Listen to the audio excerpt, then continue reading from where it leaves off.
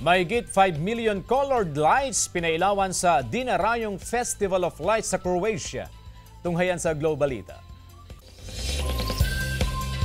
Matapos maipon sa loob ng ilang taong paggawa ng Christmas display, umabot na ngayon sa mahigit 5 million colored lights ang Dinarayong pasyalan sa Croatia.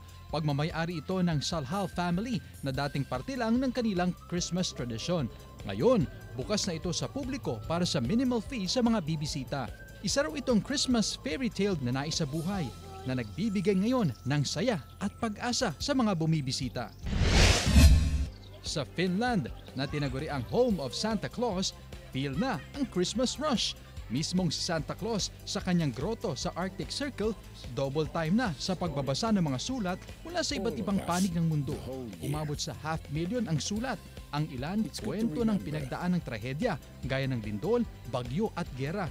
Kaya't mensahe ni Santa Claus, dapat panatilihing buhay ang diwa ng Pasko sa pamamagitan ng pagmamahalan at pagkalinga sa isa't isa. Rizzo Niga para sa Mornings with Jimmy, Regional TV.